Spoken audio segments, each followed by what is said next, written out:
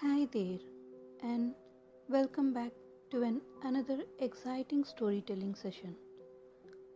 Before proceeding to the story, I would like to take a minute to sincerely thank you for your support and interest in listening to my audios. I'm very grateful for the subscriptions, views, likes, and comments. Also, I request you to please subscribe to my channel if not done yet, and I guarantee you that you will not be regretting it. Now, let's move to our story.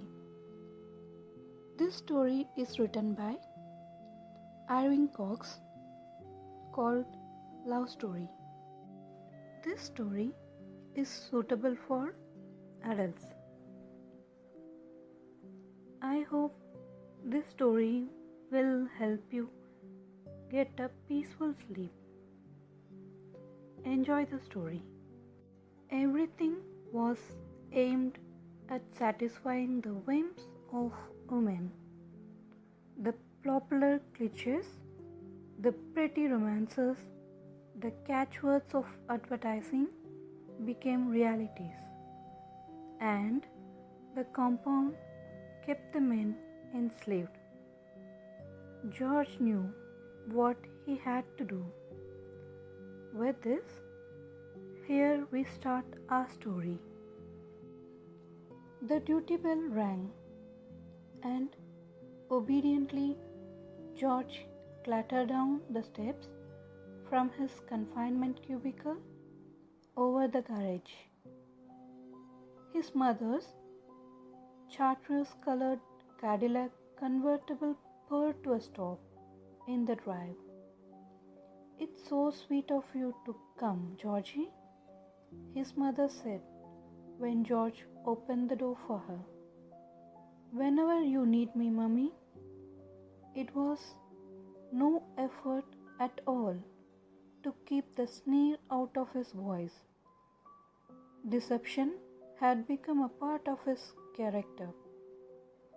His mother squeezed his arm. "I can always count on my little boy to do the right thing."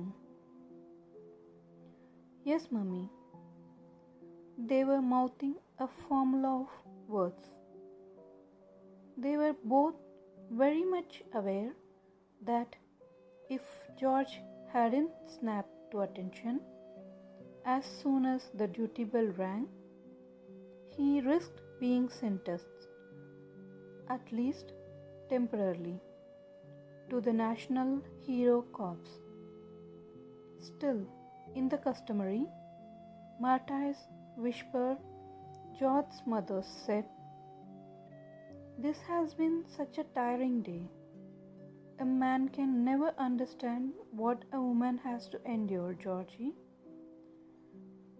My life is such an ordeal." Her tone turned at once coldly practical. "I have 2 packages in the trunk. Carry them to the house for me." George picked up the cardboard boxes and followed her along the brick walk in the direction of the white colonial mansion where his mother and her 2 daughters and her current husband lived. George, being a boy, was allowed in the house only when his mother invited him or when he was being shown off to a prospective bride. George was 19, the most acceptable marriage age.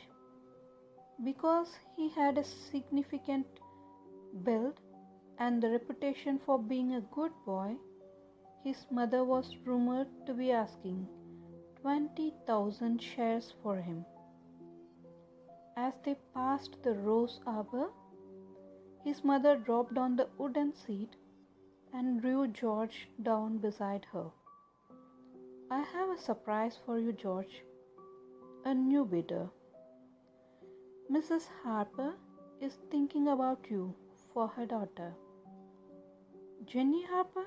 Suddenly his throat was dust dry with excitement. You did like that, wouldn't you, Georgie? Whatever arrangement you make, Mummy. Jenny Harper was one of the few outsiders George had occasionally seen as he grew up. She was approximately his age, a stunning, dark-eyed brunette. Jenny and her mother are coming to dinner to talk over marriage settlement.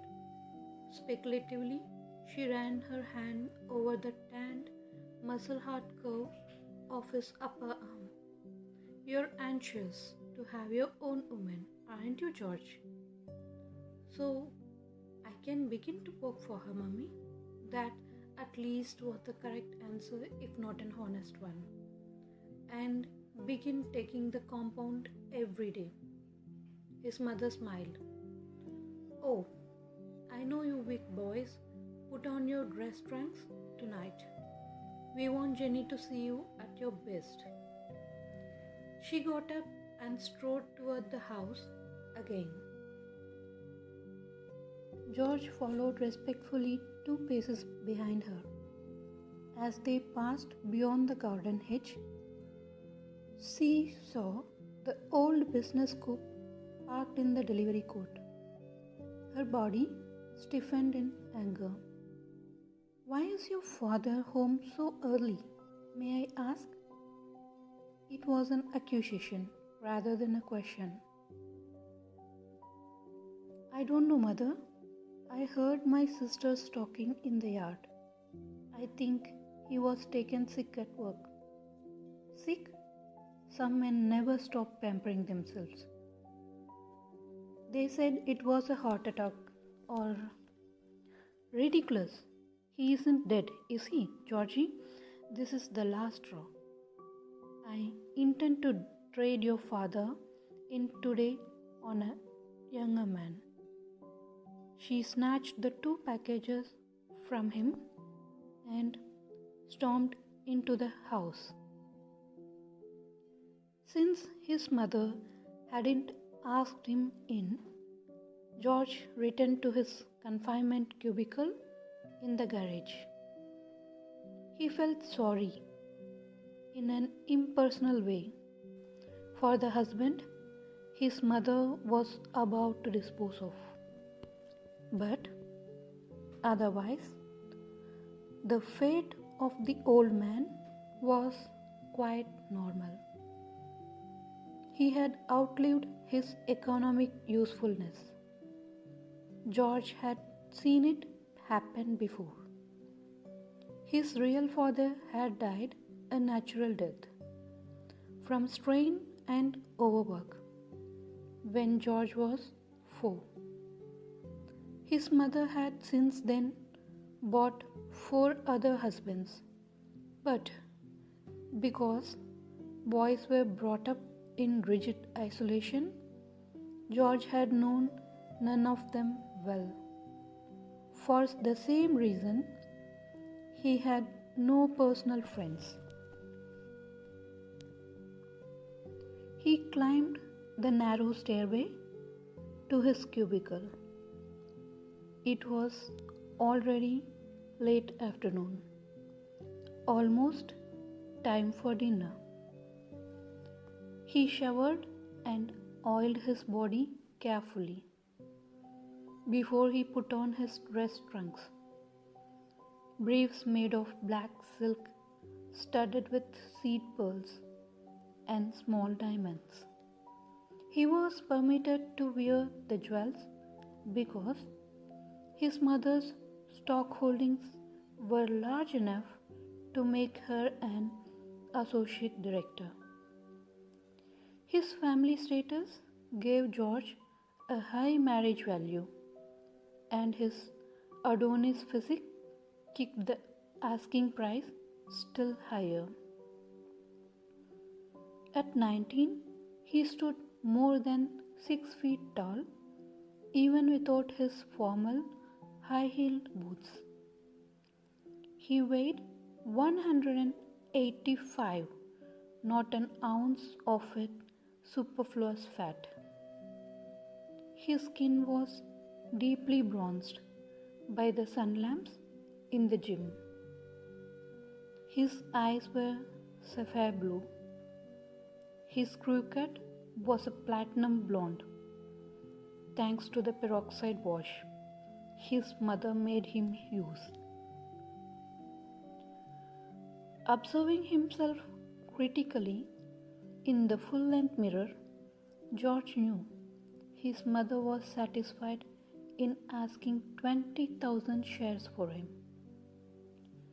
Marriage was an essential part of his own plans.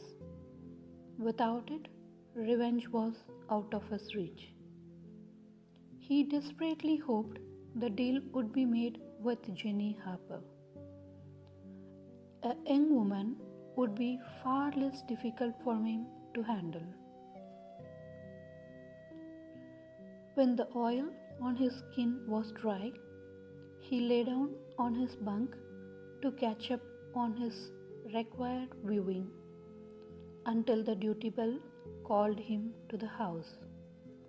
The automatic circuit snapped on the television screen above his bunk. Wearily, George fixed his eye on the unrolling love story. For as long as he could remember, television had been a fundamental part of his education. A federal law required every male to watch the TV romances 3 hours a day.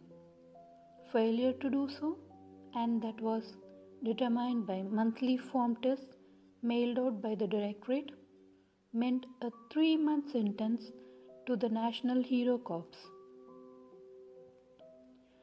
If the statistics periodically published by the Directorate were true, George was a relatively rare case, having survived adolescence without serving a single tour of duty as a national hero. For that, he indirectly thanked his immunity to the compound. Fear and guilt kept him so much on his toes. He grew up an amazingly well-disciplined child. George was aware that the television romances were designed to shape his attitudes and his emotional reactions. The stories endlessly repeated his mother's philosophy. All men were pictured as beasts, crudely dominated by lust. Women, on the other hand, were always sensitive, delicate, modest, and intelligent. Their martyrdom to the men in their lives was called love. To pay for their animal lusts, men were expected to slave away their lives earning things: kitchen gadgets, household appliances, fancy cars, luxuries, and stock holdings for their patient, long-surviving wives. And it's all a fake, George thought. He had seen his mother drive 2 men to their graves and trade off 2 others because they hadn't produced luxuries as fast as she demanded. His mother and his pinch-faced sisters were pampered, selfish, rock-hard Amazons. By no conceivable twist of imagination, they could be called martyrs or anything. That seemed self-confident and self-evident, but George had no way of knowing if any other man had ever reasoned out the same conclusion. Maybe he was unique because of his immunity to the compound. He was sure that few men possibly none, had reached marriage age with their immunity still undiscovered. George was lucky, in a way. He knew the truth about himself when he was 7, and he had time to adjust to it, to plan the role he had been acting for the past 12 years. His early childhood had been a livid nightmare, primarily because of the precocious cruelty of his two sisters. Shortly before his 7th birthday, they forced him to take part in a game called Cocktail Party. The game involved only one activity. The two little girls filled a glass with an unidentified liquid and ordered George to drink. Afterward, dancing up and down in girlish glee. They said they had given him the compound. George had seen the love stories on television. He knew how he was expected to act. He gave a good performance, better than his sisters realized. For inside his mind, George was in turmoil.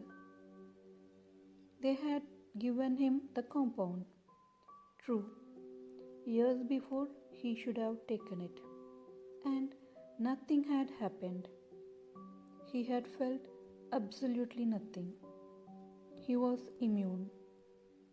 If anyone had ever found out, George would have been given a life sentence to the National Hero Corps, or more probably, the moral squad would have disposed of him altogether. From that day on, George lived with guilt and fear. As the years passed, he had seen several times stole capsules of the compound from his mother's love cabinet and gulped them down. Sometimes he felt a little giddy, and once he was sick.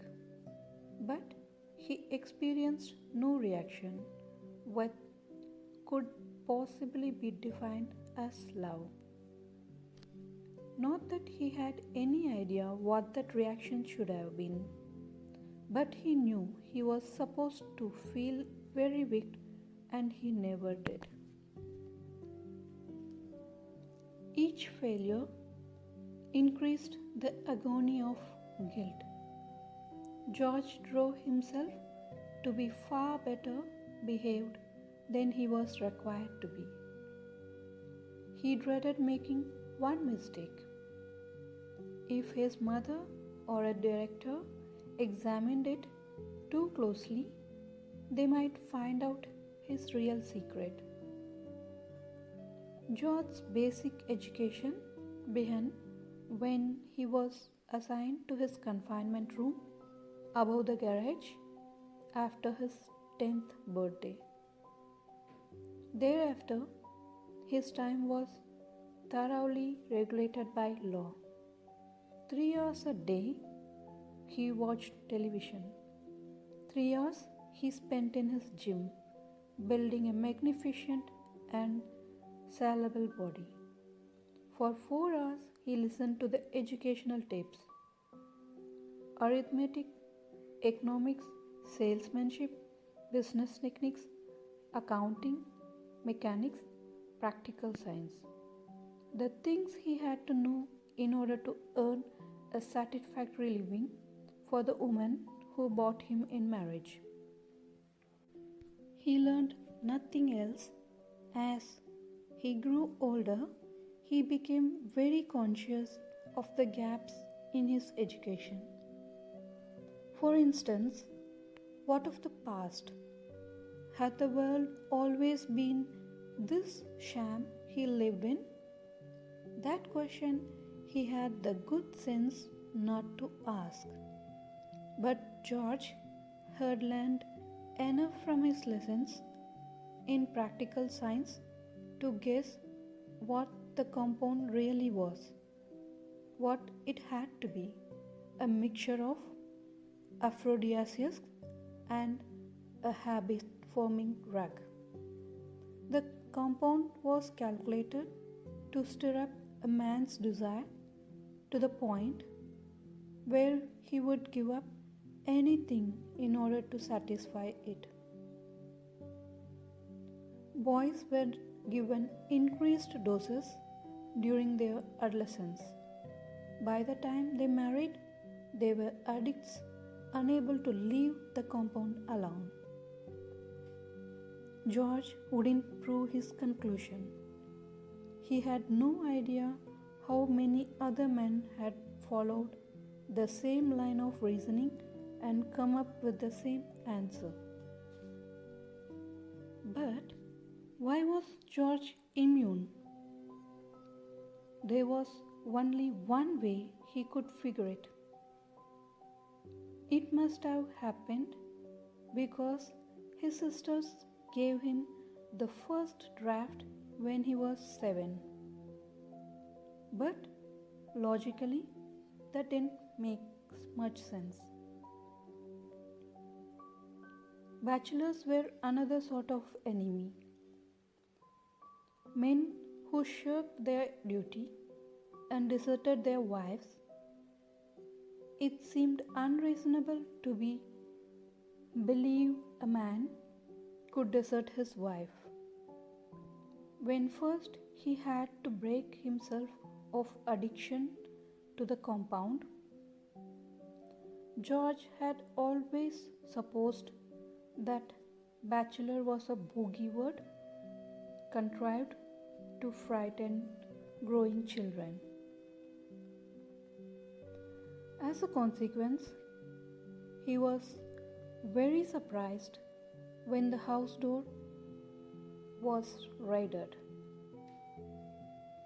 Through the window of his confinement cubicle, he actually saw the 5 grey-haired men who were rounded up by the moral squad. The squad, heavily armed, 6-foot Amazons, tried to question their captives. They used injections of a truth serum. 2 of the old men died at once. The others went berserk, frothing at the mouth and screaming animal profanity until the squad captain ordered them shot. George overheard one of the women say, "It's always like this. They take something so our serum can't be effective." Later that afternoon, George found a scrap of paper in his mother's garden. It had blown out of the bonfire, which the moral squad made of the papers they took out of the house next door. The burned page had apparently been part of an informational bulletin compiled by the bachelors for distribution among themselves. Data compiled from old publications, the fragment began, and interpreted by our most reliable authorities. At that point, a part of the page was burned away, and perhaps less than 90 years ago, men and women lived in equality. The evidence on that point is entirely conclusive. The present machinery evolved by accident, not design.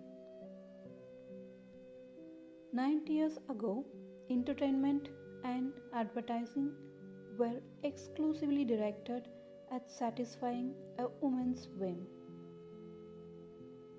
No product was sold without some sort of tie-in with women. Fiction, drama, television, motion pictures all glorified a romantic thing called love. In that same period, business was in the process of taking over government from statesmen and politicians. Women, of course, were the stockholders who owned big business, although the directors and managers at that time were still men operating under the illusion that they were the executives who represented ownership. In effect, however, women owned the country and women governed it. Suddenly, the matriarchy existed. There is no evidence that it was imposed. There is no suggestion of civil strife or more words burned away. However, the women were not unwillingly to consolidate their gains. Consequently, the popular cliches, the pretty romances, and the catchwords of advertising became a substitute for reality. As for the compound, there the fragment ended. Much of it George did not understand, but it gave him a great deal of courage simply to know the bachelors actually existed. He began to plan his own escape to a bachelor hideout. He would have no opportunity, no freedom of any sort until he married. Everybody was rigidly isolated in his confinement cubicle, under the watchful eye of his mother's spy cameras, until he was beaten in his first marriage. Then, as he thought more of it, George realized there was a better way for him to use his immunity. He couldn't be sure of finding a bachelor hideout before the moral squad tracked him down. But George could force his bride to tell him where the compound was made. Since he was not an addict and she should not use the compound to enslave him. Once he knew the location of the factory, he would destroy it. How? He wasn't sure. He didn't plan that far ahead. If the supply of the drug would be interrupted, many hundreds of men might be goaded into making a break for the hills. The duty bell rang. George snapped to attention on the edge of his bunk. He saw his mother waving from the back door of her house. "I'll be down right away, Mummy." His mother was waiting for him in the pantry. Under the glaring overhead light, he stopped for her last-minute inspection. She used a pocket stick to touch up a spot on his chest where the oil gleam had faded a little. And she gave him a glass of the compound to drink. "Jenny really wants to marry you, George," she confided. "I know the symptoms. Half of our battles won for us, and my former husband won't be around to worry us with his aches and pains. I made the trade this afternoon." He followed her into the dining room where the cocktails were being served. Aside from the Harpers, George's mother had rented 2 handsome, muscular escorts for his sisters.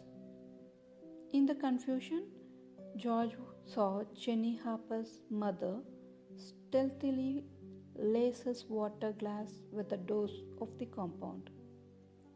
He suppressed a grin. Apparently, she was anxious to complete the deal too. George found it almost impossible to hold back hilarious laughter when Jenny herself shyly pressed a capsule of the compound into his hand and asked him to use it. 3 full-size slugs of the drug? George wondered what would have happened if he hadn't been immune. Fortunately, he knew how to act the lusty, eager, drooling male which each of the women expected. The negotiations moved along without a hitch. George's mother held out for 28,000 shares and got it. The only problem left was the date for the wedding, and Jenny settled that very quickly. "I want my man, Mom," she said, "and I want him now." Jenny always got what she wanted.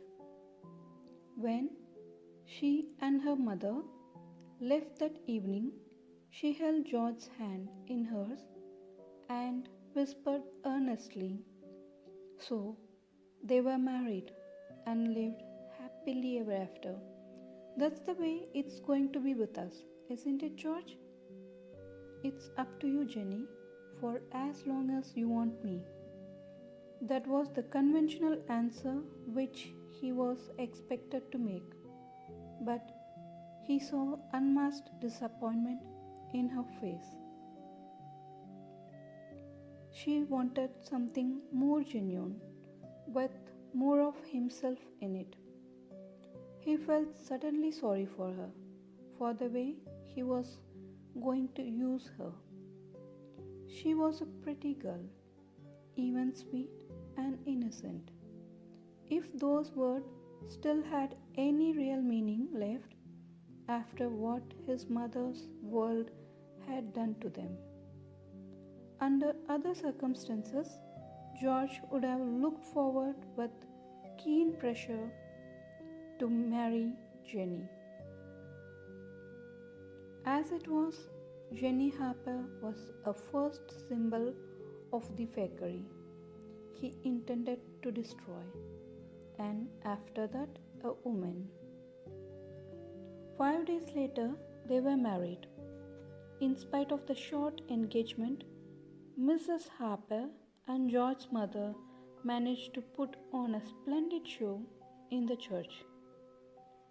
George received a business sedan from his mother, the traditional gift given every bridegroom. And from Mrs. Harper, he received a good job in a company where she was the majority stockholder. And so, in the customary pageantry and ceremony, George became Mr. Harper. "Think of it, Mr. Harper," Jenny sighed, clinging to his arm. "Now you are really mine, George." On the church steps, the newlyweds posed for photographs. George in the plain white trunks, which symbolized a first marriage. Jenny in a dazzling coat of bluff, suggestively near-transparent. Then Mrs. Harper drew Jenny aside and whispered in her daughter's ear the traditional telling of the secret. Now Jenny knew where the compound was manufactured, and for George, revenge was within his grasp. George's mother had arranged for their honeymoon at Memory Lodge, a resort not far from the directorate capital in Hollywood. It was the national capital as well. though everyone conscientiously maintained the pretense what Washington, with an all-male Congress, still governed the country. George considered himself lucky that his mother had chosen Memory Lodge. He had already planned to desert Jenny in the mountains. George knew how to drive. His mother had wanted him to do a great deal of chauffeuring for her, but he had never driven beyond town, and he had never driven anywhere alone. His mother gave him a map on which his route to the lodge was indicated in bright red. In the foothills, George left the marked highway on a paved side road. He gambled that Jenny wouldn't immediately realize what he had done, and the gamble paid off. Still wearing her nearly transparent wedding gown, she pressed close to him and ran her hands constantly over his naked chest, thoroughly satisfied with the man she had brought. In the church, George had been given a tall glass of the compound. He acted the part Jenny expected. But it was far less a role he played than George wanted to admit. His body sang with excitement. He found it very difficult to hold the excitement in check. If he had been addicted to the compound, it would have been out of the question. More than ever before, he sympathized with the men who were enslaved by love. In spite of his own immunity, he nearly yielded to the sensuous appeal of her caress. He held the veil so hard his knuckles went white. He clenched his teeth until his jaw ached. All afternoon, George drove aimless mountain roads, moving deeper into the uninhabited canyons. Carefully judging his distances with an eye on the map, he saw to it that he remained relatively close to the city. After he forced Jenny to give him the information he wanted to be able to get out fast. By dusk, the roads he drove were no longer paved. Ruts carved deep by spring rains suggested long disuse. The swaying of the car and the constant grinding of gears eventually jolted Jenny out of her romantic dreams. She moved away from George and sat looking at the pines which met above the road. "We are lost, aren't we?" she asked. "What's that?" he shouted to be heard above the roar of the motor. Lost. For a minute or two longer he continued to drive until he saw an open space under the trees. He pulled the car into the clearing and snapped off the ignition. Then he looked Jenny full in the face and answered her, "No, Jenny, we aren't lost. I know exactly what I'm doing." Oh, he was sure she had understood him, but she said, "We can spend the night here and find the lodge in the morning. It's a pity we didn't bring something to eat." She smiled ingeniously. "But I brought the compound, and we have each other." They got off the car Jenny looked up at the sunset, dull red above the trees, and shivered. She asked George to build a fire. He tucked the ignition key into the band of his white trunks and began to gather dry boughs and pine needles from the floor of the forest.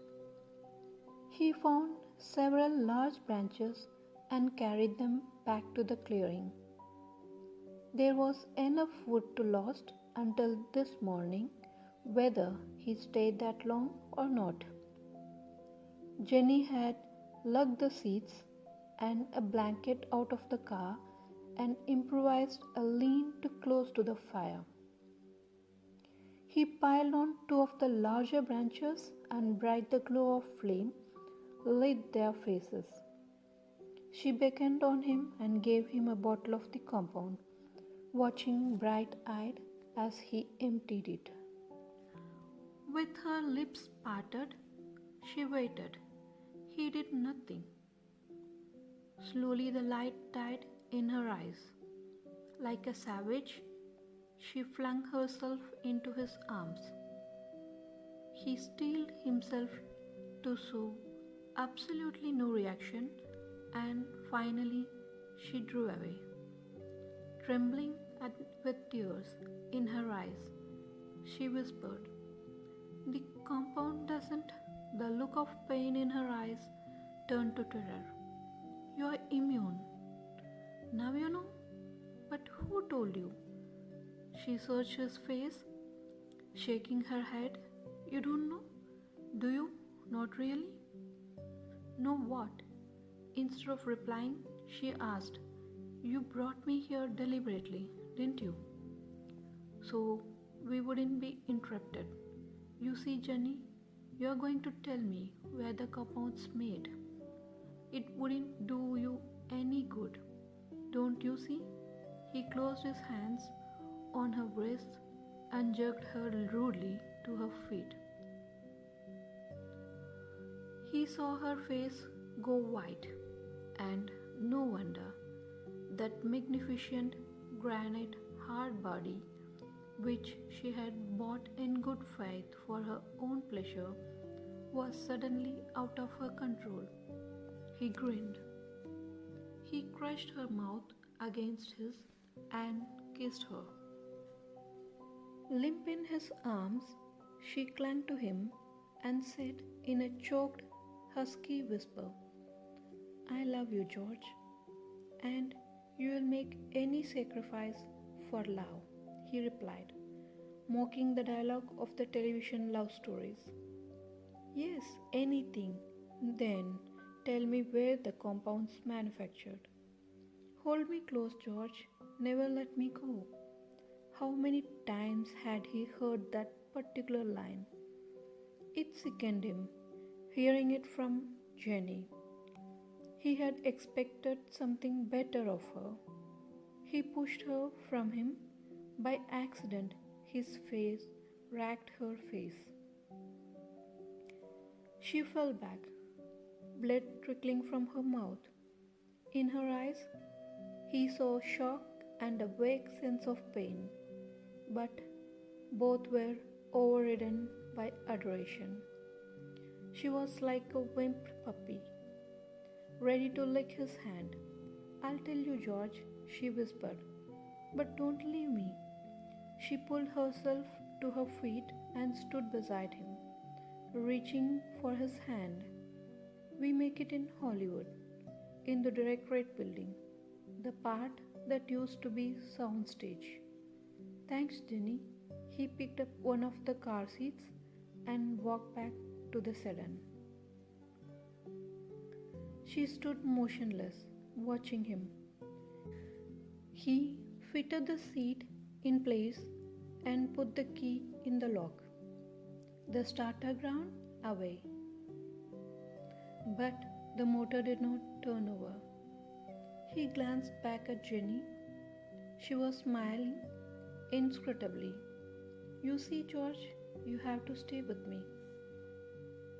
He got out of the car and moved toward her. "I was afraid you were planning to desert me," She went on. So I took out the distributor cap while you were getting the firewood. He stood in front of her. Coldly, he demanded, "Where did you put it, Jenny?" She tilted her lips toward him. "Kiss and tell, maybe." "I haven't time for games. Where is it?" His fist shot out.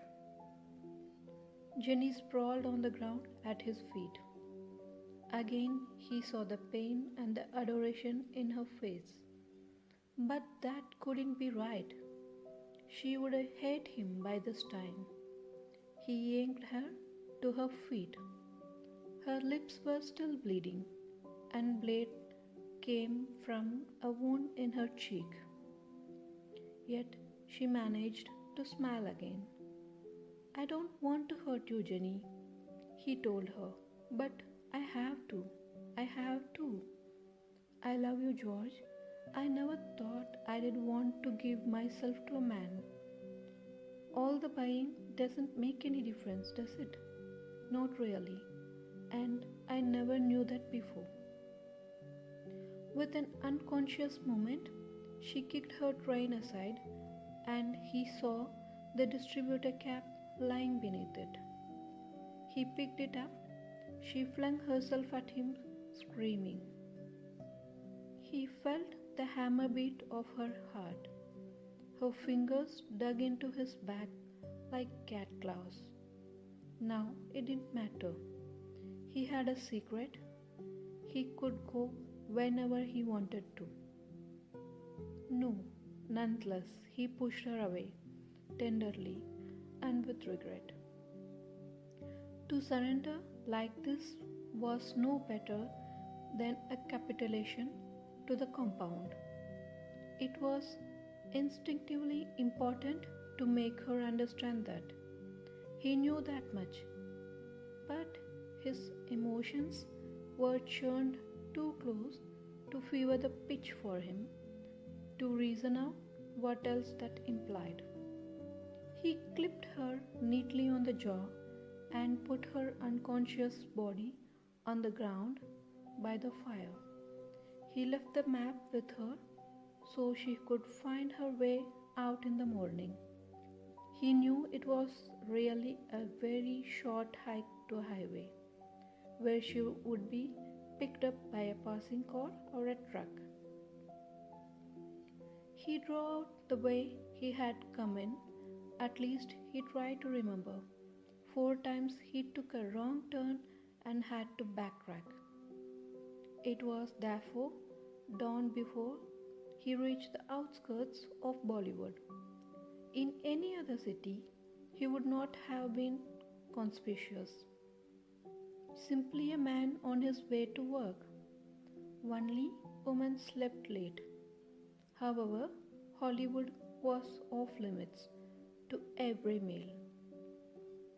The city was not only the seat of the directorate, but the manufacturing center for the cosmetics industry. And since that gave women her charm, it was a business no man worked at. George had to have a disuse. He stopped on a residential street where the people were still likely to be in their beds. He read names on mailboxes until he found a house where an unmarried woman lived. He had no way of knowing if she had a husband on approval with her, but the box was marked Miss. With any luck, he might have got what he wanted without disturbing her. But the woman was a light sleeper, and she caught him as he was putting on the dress. He was sorry he had to slug her, but she gave him no resistance. A spark of hope, a spark of long forgotten youth glowed in her eyes before she slid into unconsciousness. Wearing the stolen dress, which fit him like a tent, and an enormous hat to hide his face, George parked his sedan near the directorate and entered the building when it opened at 8. In room after room, automatons demonstrated how to dress correctly. Robot faces displayed the use of cosmetics. There were displays of kitchen gadgets, appliances, and other heavy machinery for the home. Recorded lectures on stock management and market control. Her women came from every part of the country for advice, help, and guidance. Here, the top directors met to plan business policy, to govern the nation, and to supervise the production of the compound. For only the top directors, less than a dozen women actually knew the formula. Like their stock holdings, the secret was hereditary, passed from mother to daughter. George searched every floor of the building, but found nothing except exhibit rooms. Time passed and still he did not find what he had come for. More and more women crowded in to see the exhibits. Several times he found newcomers examining him oddly. He found that he had to avoid the crowds. Eventually, he went down steps into the basement, though a door marked "Keep Out." The door was neither locked nor guarded, but there was a remote chance it might lead to the production center for the compound. In the basement, George found a mechanical operation underway. At first, he took it for another cosmetic exhibit. Conveyor belts delivered barrels of flavoring syrup, alcohol, and a widely advertised liquid vitamin compound. Machines sliced down open the containers, dumping the contents into a huge vats from which pipes emptied the mixture into passing rows of bottles. The bottles. Suddenly George recognized them, and the truth dawned on him, sickeningly. Here was the manufacturing center for the compound, but it might just as well have been a bar in Connecticut or a store window in Manhattan.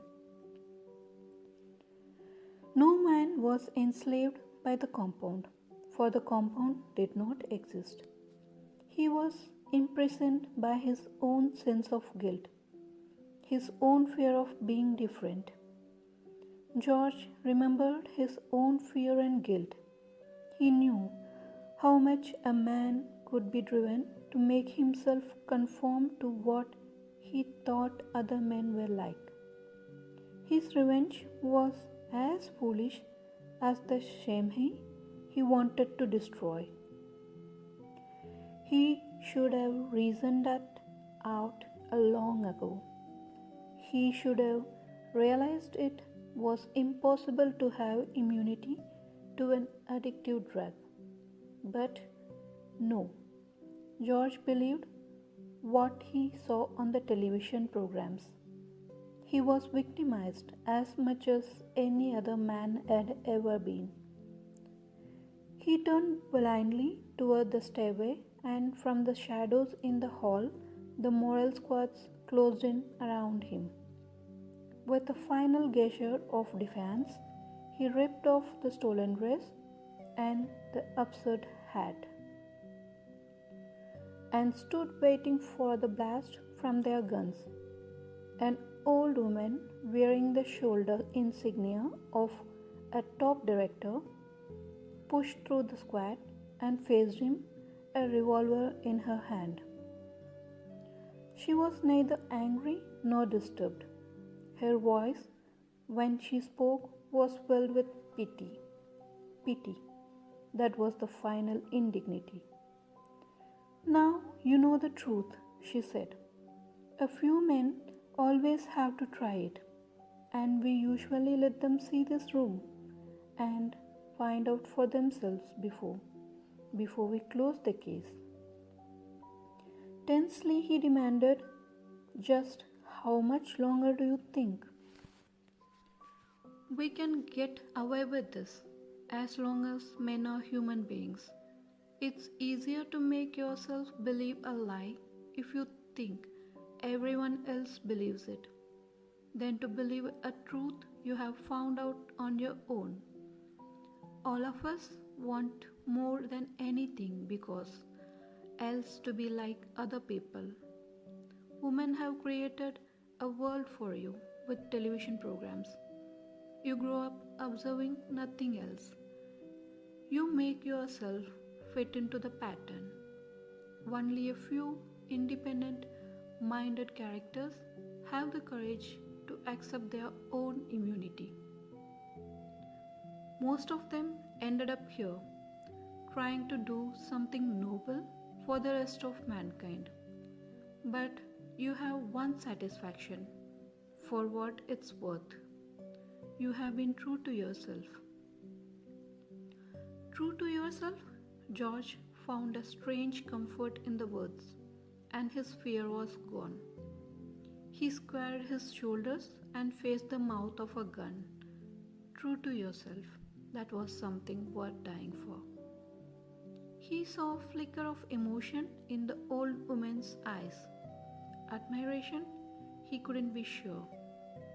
For at that moment, a shot rang out from the end of the corridor, and the top director fell back, nursing a hand suddenly bright with blood. "Let him go," it was Jenny's voice. She was sheltered by a partly open door at the foot of the stairway. "Don't be a fool," the old man replied. "He's seen too much. It doesn't matter. Who would believe him? You're upset. You don't realize. He's mine and I want him. The directorate will give you a refund of the purchase price. You didn't understand me. I don't want one of your pretty automatons. Anybody can buy them for a few shares of stock. I want a man, a real man. I want to belong to him. He belongs to you. You bought him. And that's what's wrong. We really belong to each other." The old woman glanced at George and he saw the same flicker of feeling in her eyes and tears of regret. "Why? We have you outnumbered," the old woman said quietly to Jenny. "I don't care. I have a gun. I'll use it as long as I'm able." The moral squad raised their weapons. The director shook her head imperiously and they snapped to attention again. "If you take him from us," she called out to Jenny, "you will be outlawed. We will hunt you down if we can." "I want him," Jenny persisted. "I don't care about the rest of it." The old woman nodded to George. He couldn't believe that she meant it.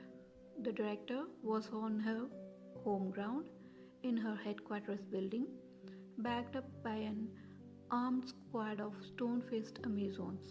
She had no reason to let him go. She walked beside him as he moved down the hall.